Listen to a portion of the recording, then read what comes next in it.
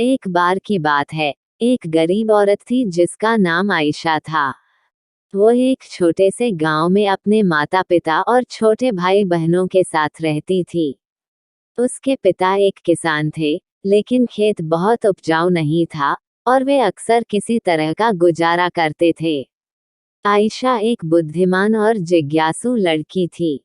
वो अपने आसपास की दुनिया के बारे में जानना पसंद करती थी। वो एक वैज्ञानिक बनने का सपना देखती थी, लेकिन वह जानती थी कि अपने परिवार की वित्तीय स्थिति के कारण उसे अपना लक्ष्य हासिल करना मुश्किल होगा। एक दिन आयशा के पिता बीमार पड़ गए। वह काम करने में असमर्थ थे और परिवार की आय और भी कम हो गई।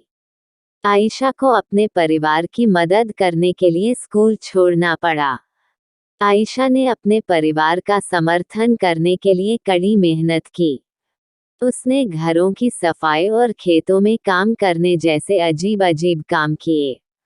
उसने स्थानीय बाजार में सब्जियां बेचना भी शुरू किया। अपनी व्यस्त दिनचर्या के बावजूद आयशा ने वैज्ञानिक बनने के अपने सपने को कभी नहीं छोड़ा। वह देर रात तक पढ़ाई करती थी और स्थानीय पुस्तकालय से किताबें उधार लेती थी। उसने घर पर भी अपने स्वयं के प्रयोग करना शुरू कर दिया। कई सालों की कड़ी मेहनत और दृढ़ संकल्प के बाद आयशा ने आखिरकार अपने सपने को हासिल कर लिया। वह विश्वविद्यालय में दाखिला लिया और वैज्ञानिक बन गईं। उन्होंने विज्ञान के क्षेत्र में महत्वपूर्ण योगदान दिया। आयशा की कहानी हम सभी के लिए एक प्रेरणा है। यह दिखाता है कि अगर हम अपने दिमाग में रखते हैं और अपने सपनों को कभी नहीं छोड़ते हैं तो कुछ भी संभव है।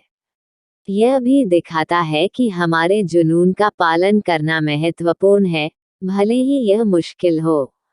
दोस्ती, यदि आपको मेरी वीडियो पसंद आई हो तो चैनल को सब्सक्राइब अवश्य करें।